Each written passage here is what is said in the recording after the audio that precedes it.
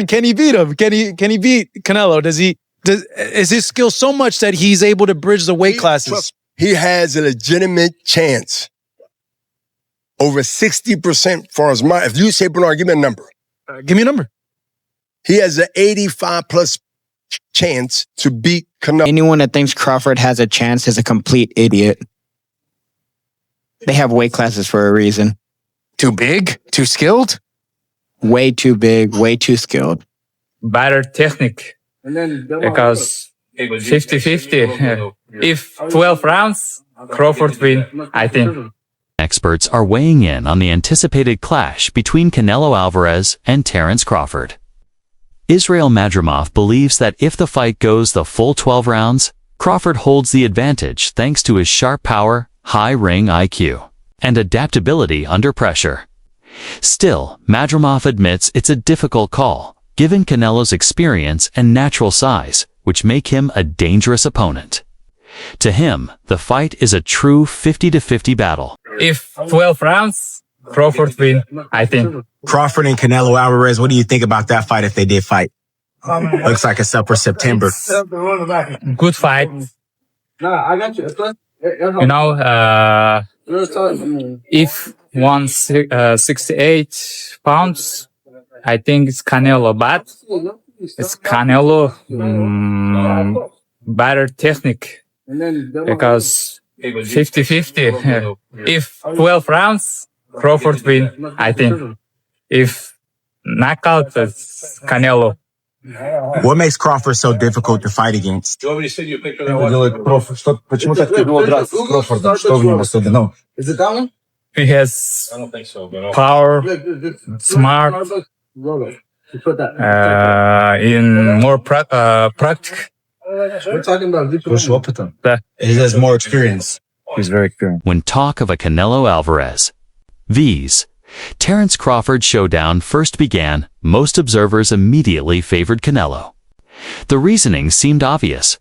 Canelo had long been established at higher weight classes, while Crawford was only beginning to test himself beyond welterweight. Showbiz, the adult, reflected this early perception, describing the matchup as one-sided. Yet once training footage of Crawford surfaced, the narrative shifted. Crawford looked stronger, faster, and impressively comfortable at the new weight. Far from being outmatched physically, he appeared sharp and fully capable of carrying his skills into a bigger division. This shift highlights how quickly boxing opinions change when hard evidence of preparation emerges. To stand on. Now, the other second point that I think is becoming a fact is this. This fight was initially kind of a one-sided credited fight where if Terence Crawford beats Saul Canelo Alvarez, he's on a Mount Rushmore. If Saul Canelo Alvarez beats Bud Crawford, it's kind of like, of course. But now the Bud Buddies has gone across all of social media and attacked social media so impactfully, like a plague, that now it's starting to give more value if Saul Canelo Alvarez wins. And let me tell you what I mean. You cannot tell everybody they're haters and they're stupid for thinking Canelo wins and say, hey, y'all gonna find out come September 13th how great Bud Crawford is. And you speak Crawford up, you know, you say, yeah, you said the same thing about Spence and Crawford have beat all these. You just don't know. You know, you have all these all-time great fighters saying that Crawford wins. So come September 14th, if Saul Canelo Alvarez has beaten Crawford or destroyed him, you can't take it back now. You're going to have to be like, Saul Canelo Alvarez is on Mount Rushmore, right? I mean, you can't go this heavy all over social media and in which social media controls media. So it's everything. You can't flood social media like this and just wave after wave talk about how Bud is going to whoop Canelo and forget boots and all the preparation, all that stuff. And then if Canelo wins, you don't have the same energy. Rolly Romero represents the skeptics who argue weight cannot be ignored. His blunt stance reflects a timeless truth in boxing. Weight divisions exist to ensure fairness and protect fighters from being overwhelmed by larger opponents. Romero warns that Crawford, no matter how skilled, is taking a dangerous risk by moving up so drastically. He points to history, where fighters who climb too far beyond their natural weight often paid the price. In Romero's view, the skill gap is not enough to erase the physical disadvantage. He insists Crawford's brilliance at 147 doesn't guarantee success at 160 against someone like Canelo, who has dominated the super middleweight division for years. Got Canelo, we got Terence Crawford. That's going to happen in the fall. It's going to happen here in Sin City, your hometown. How do you feel about that matchup? Anyone that thinks Crawford has a chance is a complete idiot. They have weight classes for a reason. Too big? Too skilled? Way too big, way too skilled. And this isn't a skill matchup. It has nothing to do with skill. Bernard Hopkins, a legendary figure known for his intelligence and longevity, takes a bold stance by giving Crawford an 85% chance to win. Hopkins praises Crawford's cerebral style, patience, and tactical awareness, traits he believes can frustrate Canelo. He points to Crawford's adaptability, his ability to switch stances and adjust mid-fight as his greatest weapon. Hopkins also emphasizes that physical disadvantages can be overcome by discipline and strategy. By assigning Crawford such high odds, Hopkins reframes the fight not as an uphill battle, but as an opportunity for Crawford to redefine greatness. Meanwhile, David Benavidez, a proven fighter at super middleweight, takes a more practical approach, picking Canelo due to the decisive factor of size. Does he win? Can he beat him? Can he beat Canelo? Is his skill so much that he's able to bridge the weight classes? He has a legitimate chance. Over 60% for as my, if you say, Bernard, give me a number. Give me a number. He has an 85+ chance to beat Canelo. Why? He's not going in there to prove something, which will fall into Canelo's hand. He would love for him to prove something. That means you will stay there and try to prove something. But to go in there and to let him know, establish that from the first round, that I belong without showing that I am tough. I earned my position to be here.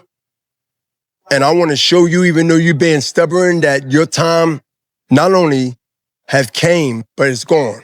He ain't going to surrender and say, I'll slow it up so I'm going to act like it. No, he has to be shown. And it has to be early. Benavidez argues that Canelo has spent his career thriving at higher weights, becoming accustomed to strong opponents at 168. Crawford, in contrast, is entering unfamiliar territory.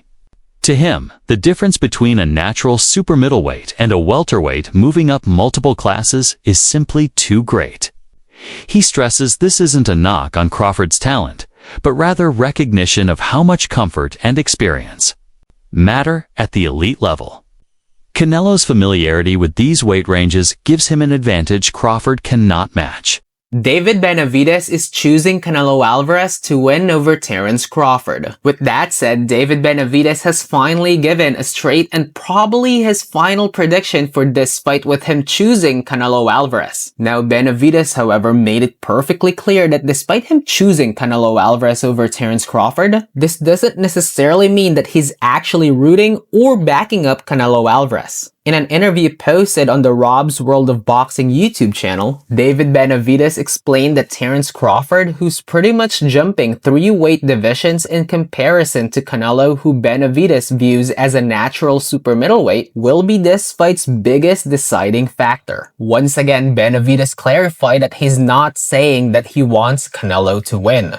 However, given the circumstances, his prediction is fueled by the weight division argument and not by his emotional or personal views regarding Canelo or Terence Crawford. Tim Bradley offers a contrasting perspective, viewing Crawford as the superior technician who can outthink and outmaneuver Canelo. Bradley highlights Crawford's unmatched ability to adjust mid-fight, which has allowed him to dominate across divisions. He believes Canelo's slower pace and reliance on timing could be exploited by Crawford's versatility. Bradley is direct. He predicts Crawford's ring IQ and precision will overwhelm Canelo. To him, this isn't speculation. It's a continuation of Crawford's proven dominance through adaptability. Yo, real quick. Just got done. I woke up 3 a.m. I don't know. Someone told me to study Canelo. Study Crawford. Crawford about to beat the shit out of Canelo Alvarez. I'm letting y'all know right now, he about to beat the brakes off of Canelo Alvarez. Yes, he is. Brian Bayomak McIntyre. Crawford's longtime trainer dismisses concerns about size disparity. He argues that while Canelo has fought at higher weights, he isn't an exceptionally large super middleweight compared to others in the division. Bayomak views Canelo as a compact fighter who depends more on strength and technique than sheer size. From this perspective, the weight gap is less significant than critics claim. His confidence comes from first-hand knowledge of Crawford's conditioning and preparation. Having overseen countless sparring sessions, Bayomak insists Crawford has the tools to withstand anything. Canelo brings a belief grounded in years of guiding. Crawford threw challenges others thought impossible. Walk around big any goddamn way. Right. Yeah. Now, Canelo is the bigger guy, right? But he ain't the bigger guy. That's what they say. They say he's wider. He's got more mass. How are you feeling about Bud going in there taking on Canelo's power? Shit. I don't give a fuck about that power. Well, how you beat power? Speed. You said what? Speed. And what else? IQ. Timing. That's why you're the coach and I'm not. I mean, you make some good, you got some good answers, but that power ain't gonna be able to sustain throughout the fight. Watch. And he usually slows down between 6 and 7. You slow down, that's a fucking... Renowned trainer Robert Garcia also favors Crawford, emphasizing skill over size. Garcia points to countless examples in boxing history where superior technique overcame physical disadvantages. To him, Crawford is the type of fighter who defies conventional wisdom. While acknowledging size matters, Garcia insists true greatness lies in skill execution. He praises Crawford's patience, ring control, and timing qualities he believes will be decisive against Canelo. In siding with Crawford, Garcia reinforces the view that boxing is as much a battle of intelligence as it is of physical dimensions. What are your thoughts on Canelo versus Crawford? Highly anticipated fight, quickly approaching. I know a lot of people are not very excited about that fight, and they think the size difference, huge difference. But Crawford's big, man. Crawford's a very strong fighter. He's a very smart fighter, also. So look, the way Canelo's been fighting his last couple of fights, where he's just looking for one punch at a time and maybe not doing enough to hurt his opponents, maybe not doing enough to finish them off. I could see Crawford pulling it off. Decision. I think Crawford could pull off a decision because he's fast, he's smart, and he doesn't need to run. He could stay around Canelo and just pretty much focus on winning a decision. Because I don't think he could knock out Canelo, but he could definitely win a decision.